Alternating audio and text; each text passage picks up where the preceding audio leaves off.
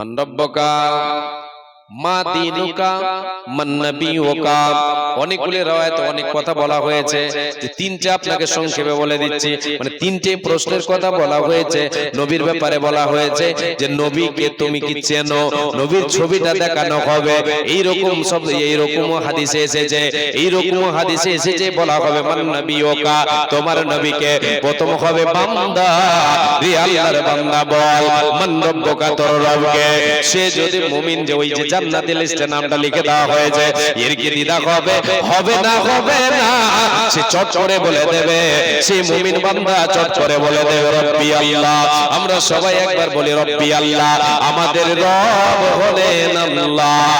সেই মুমিন বান্দা, সেই মুমিন বান্দি চট করে বলে দেবে আমাদের রব হলো আল্লাহ, আমার রব হলো আল্লাহ। দ্বিতীয় প্রশ্ন হবে তোমার নবীকে মান নবিয়ুকা, সে বলে দেবে নবী মুহাম্মদুর রাসূলুল্লাহ সাল্লাল্লাহু আলাইহি ওয়াসাল্লাম। তৃতীয় প্রশ্ন করা হবে মা দীনুকা, তোমার দিন কি ছিল বলো, তোমার ধর্ম কি ছিল। চট চট করে সে জবাব দিয়ে দেবে আল্লাহর পক্ষ থেকে এবার গায়েবে আওয়াজ ভেসে আসবে। কি আওয়াজ ভেসে আসবে? ওটা হচ্ছে আমার নেককার বান্দা, এই ফেরেশতারা, ওটা হচ্ছে আমার নেককার বান্দি।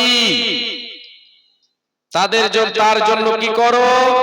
ফাফরিশুহু মিনাল জান্নাতি ওয়ালবিসুহু মিনাল জান্নাহ ওয়াফতাহু লাহু বাবান ইলাল জান্নাহ। রে আমার ফেরেশতারা, ওই মুমিন বান্দা, ওই মুমিন বান্দির জন্য কি করো?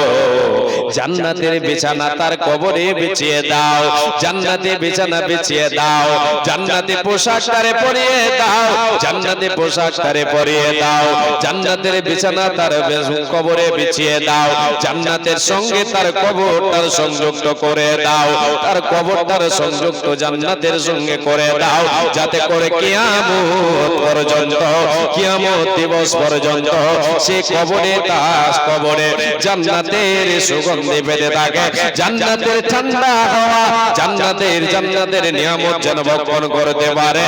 কবরটা তার জন্য জান্নাত হয়ে যাবে। একবার জোরে বলেন সুবহানাল্লাহ। এটা মুমিনের কথা। আর একটা হাদিস এখানে ঢুকিয়ে দিচ্ছি। আল্লাহর নবী বলেছেন ইদা মাতা আহাদুকুম উরিদা আলাইহি মাকআদুহু বিল গাদাতি ওয়াল আশিয়ে। আল্লাহ নবী সাল্লাল্লাহু আলাইহি ওয়াসাল্লাম বলেছেন, যখন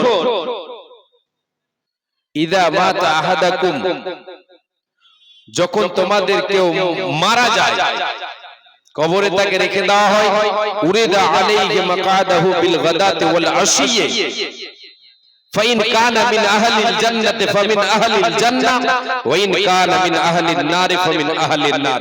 আল্লাহ নবী সাল্লাল্লাহু আলাইহি ওয়াসাল্লাম বলেছেন, যখন মাইয়িতকে কবরে রেখে দেওয়া হয়, ওই কবরে হিসাব নিকাশের পর তাকে সকাল সন্ধ্যা তার ঠিকানা দেখানো হয়।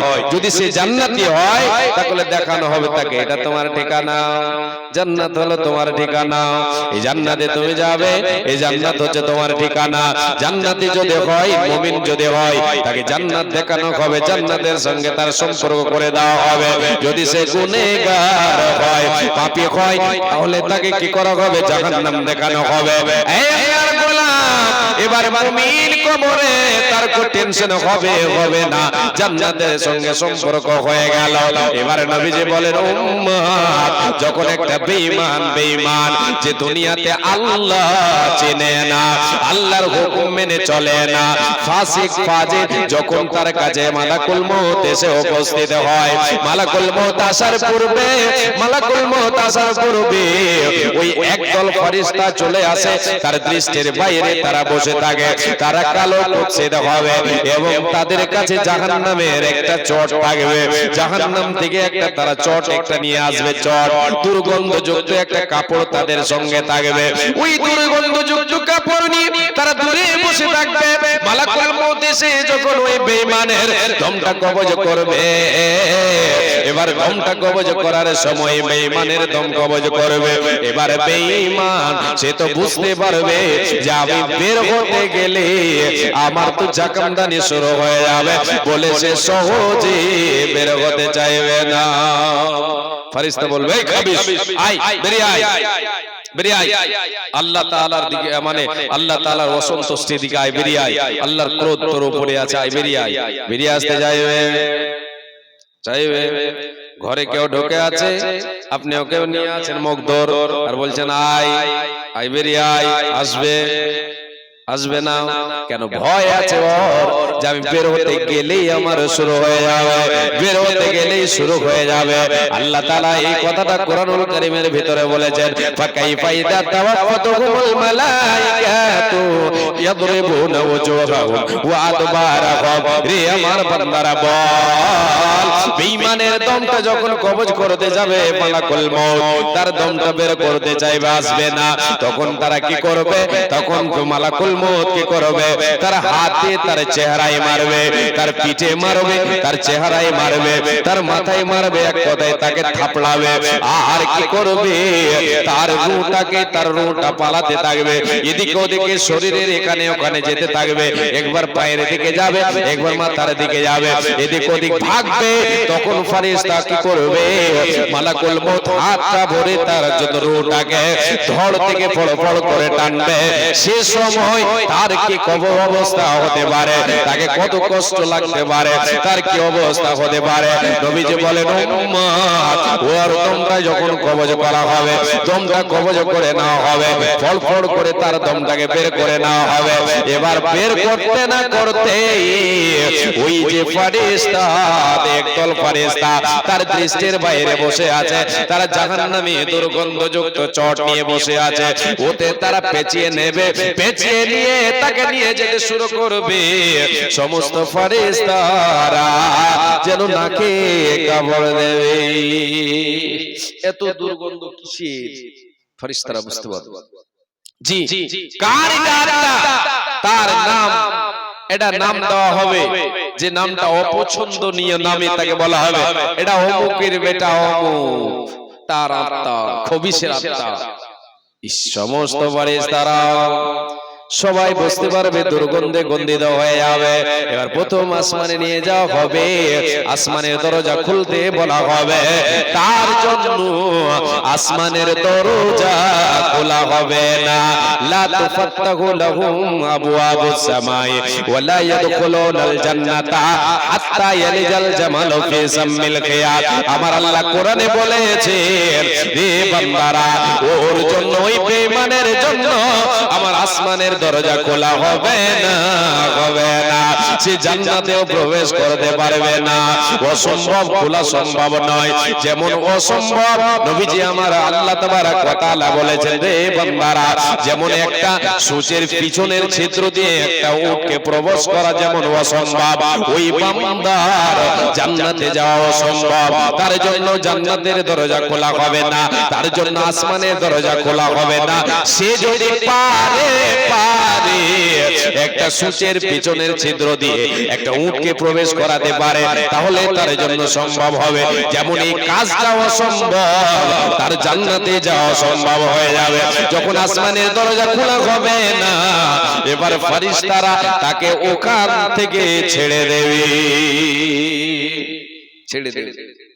তার রূহটাকে ছেড়ে দেবে রূহটা পড়বে কি অবস্থা হতে পারে কষ্ট জ্বালা যন্ত্রণা শুরু হয়ে গেল এই দিকে যখন এসে পৌঁছাবে কবরে এসে তার ধড়ের সাথে যখন রূহটা মিশে যাবে চলে আসবে মুনকার নাকে দুইজন ফেরেশতা এসে তাই প্রশ্ন করতে শুরু করে দেবে প্রশ্নের জবাবে সে আর উত্তর দিতে পারবে না সে একটাই ভাষা বলবে হা হা লা আদরি কিছু জানি না নবীকে ছিল জানি না সংক্ষেপে আপনাদেরকে বলে দিয়ে আমি এগিয়ে যাচ্ছি নবীকে ছিল বলতে পারবে না তোর আল্লাহকে ছিল বলতে পারবে না সে বলবে আমি জানি না হায় আফসোস আমি জানি না বল তোর ধর্ম কি ছিল সে বলতে পারবে না সে যখন বলতে পারবে না আল্লাহ তাবারক ওয়া তাআলার তরফ থেকে পক্ষ থেকে আওয়াজ আসবে ফাফরিসুহু মিনান নারে আল্লাহর পক্ষ থেকে আওয়াজ আসবে এটা হলো মিথ্যাবাদী বান্দা এটা হচ্ছে কাজ্জাব এই বান্দা হচ্ছে পাপী বান্দা, এটা হচ্ছে পাপী বান্দা, আল্লাহ দ্রোহী বান্দা।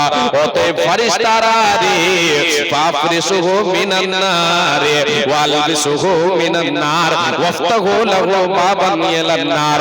ওই পাপীর জন্য, ওই বেঈমানের জন্য কবরে কি কর, জাহান্নামের পোশাক তার কবরে দিয়ে যা, জাহান্নামের পোশাকটাকে পরিয়ে দে, জাহান্নামের বিছানা তার কবরে বিছিয়ে দে, জাহান্নামের বিছানা তার কবরে বিছিয়ে দে, জাহান্নামের সঙ্গে তার কবরের সংযুক্ত করে দে, তার কবরে তা জাহান্নামের সঙ্গে তার কবরটা সংযুক্ত করে দে, যাতে করে কিয়ামত পর্যন্ত তার শাস্তি ভোগ করতে থাকে।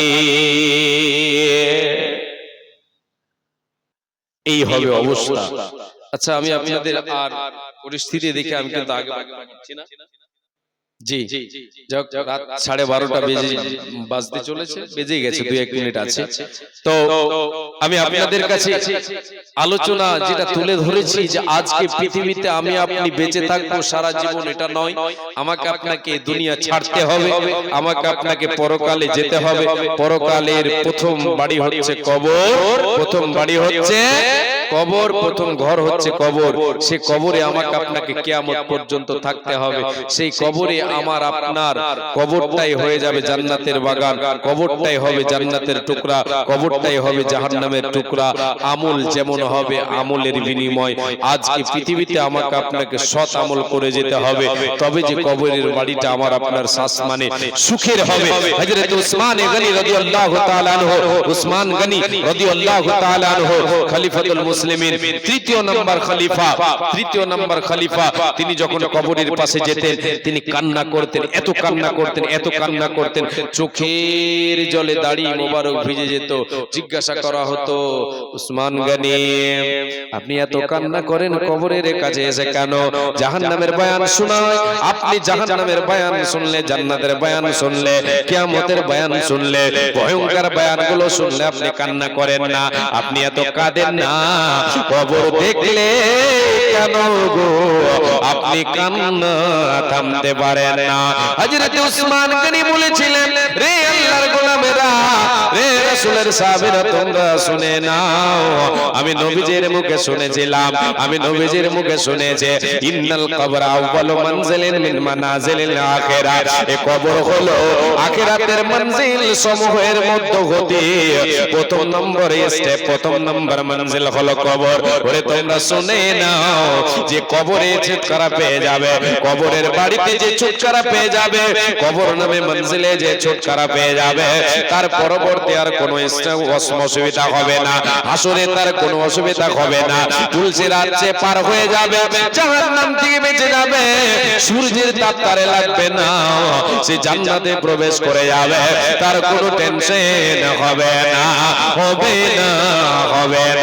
আর যদি কবরে বাধা পড়ে যায়, কবরে যদি বাধা পড়ে যায়, তাহলে তার পরকাল আরো কঠিন হয়ে যাবে। যার জন্য আমি উসমান নিজেকে ধরে রাখতে পারি না।